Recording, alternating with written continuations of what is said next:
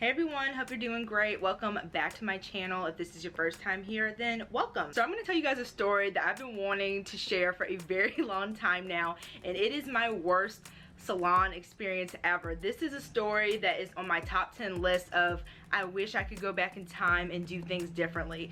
I am so mad at myself still, and this happened 11 years ago. So we're gonna do a good old-fashioned story time while I am doing a get ready with me for my makeup today. I mentioned to you guys in my Black Friday haul from this year that there was a new makeup brand on the scene at Sephora. The company is called Merit, and they are all focused on sustainable beauty and well-edited essentials. So these are things that you can get out the door quickly, 5-minute makeup look, and go on about your day. I have been loving them so much, so we're gonna deep dive into them. So right now I just have moisturizer on my skin, nothing else. I'm pretty happy with my skin lately. I very much indulged in a lot of that creme brulee ice cream that I told you guys about that I discovered at Walmart in my live stream, but other than that we're doing okay. So I've got a few areas of hyperpigmentation hanging out here from my pimples that popped up from my many ice cream excursions over the past few months. I'm going to be using the Minimalist Complexion Perfecting Stick to give me a nice base, very lightweight. This is supposed to replace concealer and foundation in your routine. You can spot apply or you can do all over, so I'm going to do an all over look to kind of show you guys how well it matches with my skin. I did all this online, and I'm going to be applying it with this ridiculously soft brush, cruelty-free, vegan, the entire line. So my salon experience, I don't go to the salon at all. I trim my own hair. If ever I want to straighten it, my mom helps me with that process. I've had too many bad experiences, and I am too tender-headed to put myself through going to like 99% of the salons out there. When I graduated college back in 2010, 11 years ago, my mom treated me to a salon experience in DC for my graduation present. I, at that point, was transitioning. I knew I wanted to go back to my natural curls. I'd had a texturizer for a little over a year, and I figured if I'm already going to be transitioning, I might as well enjoy some fun color while I still have mostly processed hair, so I wouldn't be damaging my natural hair, which absolutely hates permanent color. And this blends out so well and it's so soft. I have this in the color Suede. So I had researched forever and a day, you guys, on finding a salon that not only had really good color work but was experienced with naturally curly hair. I wanted to make sure that even though I was transitioning, my hair was still going to be healthy and beautiful through that process, since my goal here was to grow out my texturizer and just trim my ends little by little versus doing a big chop. So I wanted to still maintain the health of my hair as much as I could while still enjoying a little color moment. After about a year of research, I settled on a salon on U Street in DC called Salon Revive. I'm going to post all the information down below. When I went 11 long years ago, Yelp was just in its infancy. I had read so many reviews, not only on Yelp, but tons of other places about them, and they had fantastic reviews, especially for this one particular stylist. I think her name was Vernita. She was very popular. There were pictures of her work. People raved about her. She seemed to be awesome. And my thing was, if I'm going to do this, I want the best of the best. So, of course, I booked with Vernita. We went to DC, and at the time my ex was also living there, and we basically, my mom and I spent time with him. But on the last day, the day we were supposed to go back home, was the day of my salon appointment. And mind you, at the time we're living 3+ hours away, so not only was I there to see my boyfriend at the time, but a big part of this trip was focused on this salon appointment. So, you know, it was a big deal. So we get to the salon early because, as you guys know, if you have been to DC, lived or worked in DC, or had anything to do with U Street, you know the parking can be a nightmare. So let me tell you what I was going for when it comes to the color. I was looking for auburn highlights. I wasn't looking for like all over blonde or all over kind of like complex color. I was just looking for some auburn highlights, y'all. That's it. We get there, so we're waiting and waiting and waiting a little bit more. And I think we were around 20 minutes at this time. And I've mentioned to you guys on a couple of my live streams is that I might not come off as such, but I am a very introverted person. I'm a lifelong cart-carrying member of the introverted, get nervous to order food, don't like to return stuff in stores, don't like confrontation person. That is me, 100%. So whenever there's like a conflict or something is not quite right, I get very nervous to speak up. I've gotten a lot better about that over the years, much better than where I was. And my mom is the complete opposite of me. She is very vocal, standing up for herself, standing up for us. She knows how I am, so she will stand up for me when, like, you know, something's not going right and she's with me. So she was not having this late stuff. So she went to the front desk and asked them how much longer it would be until the stylist arrived, and they didn't know. So my mom encouraged me to leave the appointment using the Flush Balm in the color Beverly Hills. This color is very similar to my own blush, so it's very natural. That's kind of like a central theme in this entire collection, very much enhancing your natural beauty. I focus so much of my beauty routine on my hair that by the time it comes to makeup, I'm just ready to get out the door and do it. So this is perfect. So I can already tell a huge difference in my skin just these two steps right here. My skin still looks like my skin. I still see the texture shining through. In hindsight, this is definitely one of those listen to your mom, mom knows best type of moments, because y'all, it only went downhill from here. We should have marched right up out of that salon and never looked back. Y'all, look at this packaging. Isn't this so luxe and gorgeous? It's so pretty. I'm gonna be doing my brows next. I try to give my brows a little bit of something so they don't just kind of like disappear into nothingness. So I am a novice. So this is the second brow product that I have ever tried, and it's very easy and simple to use. And this little gold beauty is the Brow 1980 Volumizing Pomade. And the inspiration behind the name is kind of like those like big, bushy, voluminous, bold brows that you would see on like Brooke Shields and other like supermodels of the day. It gives me a nice bit of definition for my brows without being overwhelming, but it's very buildable. So if you do like a more bold brow, you can go for it. And I'm doing this in the viewfinder. Usually when I'm doing it in the mirror, it's a little bit easier.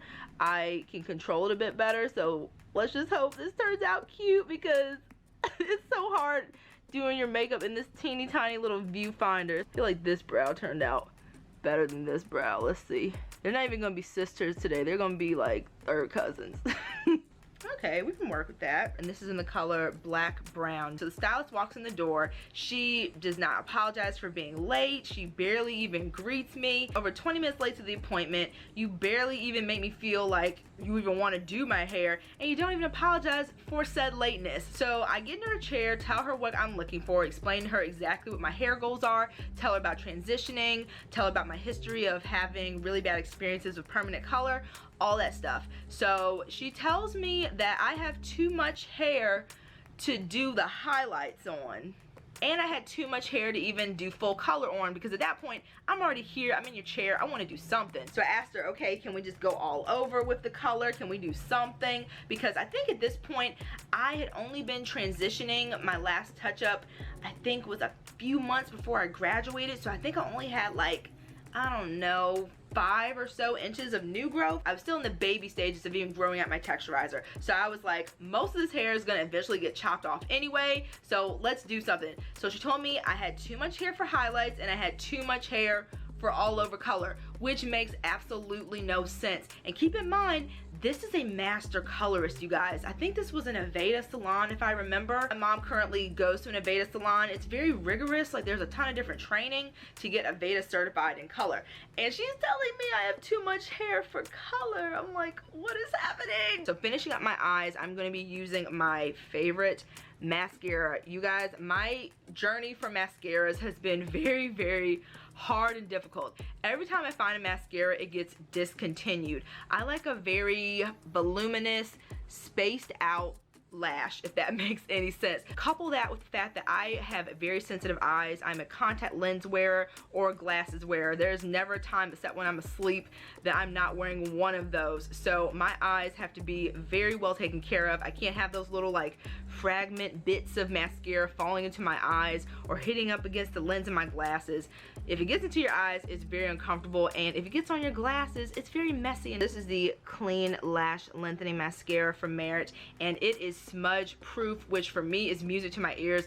There's so many times I've gotten here on YouTube with smudge mascara, either because I didn't notice it until after I have already got to the editing step, or because I'm about to wash my hair and it doesn't matter anyway because it's about to be gone. So I am all about that smudge life usually, and I've never had this mascara smudge on me, even after crying. I think the first time that I tried this product, I watched the season finale of WandaVision and it made me cry. It was so sad. I cry very easily at very many things. So this mascara tints, lengthens, and lifts the lashes, and it is just so soft. It doesn't have that waxy feeling that I find with a lot of mascaras, that stiff feeling. The brush is so soft and fluffy. Eventually the stylist tells me that she can give me all over semi-permanent color. Like, if you can do semi-permanent, then why can't you just do permanent? And it doesn't make sense because I have had blonde highlights on relaxed hair. So it's not like she says she couldn't do it because she was worried about double processing my hair or anything like that. And really the only reason she gave me for not being able to do the color that I wanted was because she said that I had too much hair. That made no sense whatsoever. She can do a semi-permanent color that will still get me in that auburn family. Okay, but I want it permanent. But I was like, okay, at least it's something, right? So she sends me over to the shampoo bowl and someone else shampoos my hair. She was very nice. She was kind of rough because, again, I'm very tender-headed, so she was kind of rough when she was shampooing my hair, but she was nice, which is more than I can say for the stylist. So the stylist then takes over and she detangles my hair while it's wet in the bowl, and I don't think there was even any conditioner applied to my hair.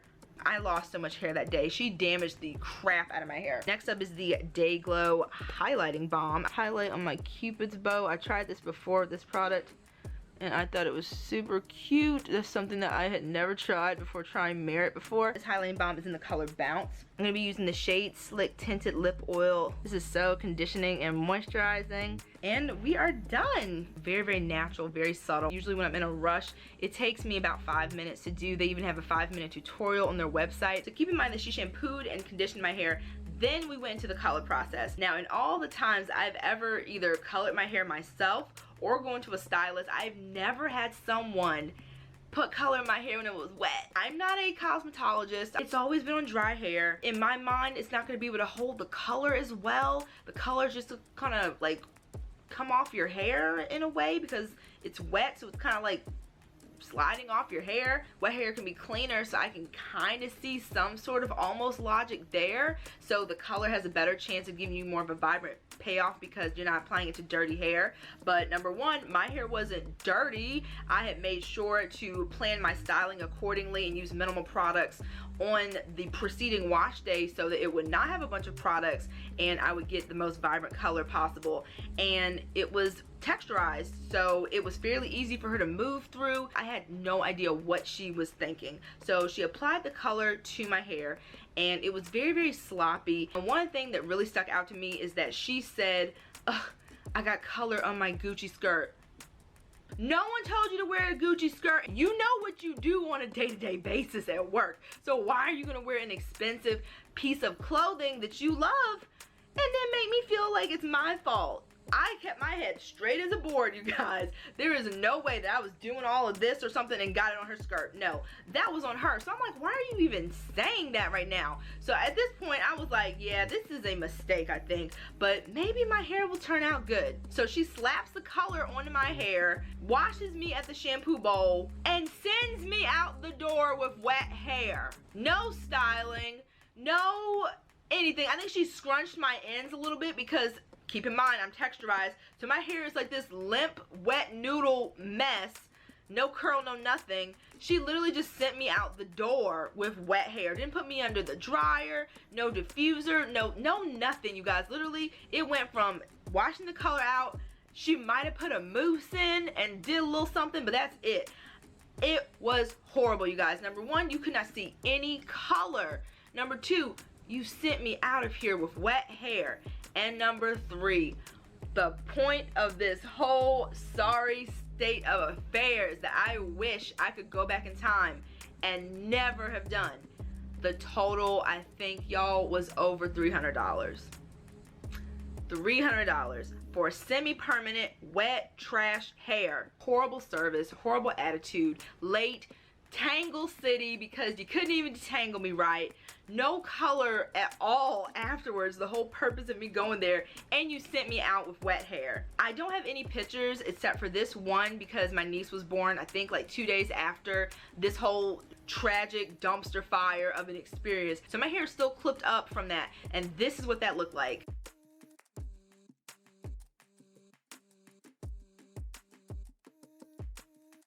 In that picture, I'm wearing a white shirt. I had color all on the white shirt. I don't know how, because it didn't seem to be any on my hair, as you can see from that picture. But it was such a horrible experience. I felt, and still feel to this day, so bad that she gave 1 penny to this horrible, rude stylist who did an abysmal job at even the simplest of things for my hair. I wish I could go back in time, hug her, and say, I should have listened to you and we should have left. Even to this day, we talk about that. And that experience, and to a lesser degree, a few others, is the reason why I take all of my hair care in my hands, with the exception of my mom helping me when it comes to straightening. It's just, no. In the decade since I went to that salon, I have seen some phenomenal work from stylists on Instagram, and maybe one day, who knows, possibly, kind of, sort of, maybe not, but maybe one day I will visit a stylist again. She is no longer there to my knowledge. When I checked a year or so later, because I was gonna contact them about my experience after the fact, and I think it was a year later, but at that point nothing can really be done. Like, it's been so long, but I just wanted to get it off my chest. But I think she wasn't there at that point, so I don't know what was up with her that day. I don't know if she had an off day. There's really no excuse for it. What is your worst salon experience ever? If you've never had one, that makes me happy, because I don't want anyone to have gone through what I went through. How'd it go? Did you stand up for yourself? I hope you guys did. This is something I am trying to work on. In addition to being an introvert, I'm also a people pleaser, which is a horrible combination. I'm loving how fresh-faced and awake that I look right now. They're sold in Sephora as well as their own website, and the benefit of getting them on their website is that with your first purchase, you get this cute little reusable makeup bag. It's so adorable. In addition to being focused on clean ingredients, they're also huge on sustainability, so they want to encourage the use of a makeup bag that can be reused and good for the long haul. It's very simple. You can throw it in the wash if you get it dirty. So as someone who had their own recycling club in the 2nd grade, I love their mission and what they stand for, as well as their products. So I hope you guys enjoyed my little struggle story time and this get ready with me. Let me know if you check out anything from Merit. If you did enjoy the video, please give it a thumbs up. That helps out my channel huge in the YouTube algorithm. And if you haven't subscribed already, please do so as well. I'd love to have you. Hope that you guys are doing well. Remember that I release new videos every Friday, so I will see you in the next one. Take care, guys. Bye.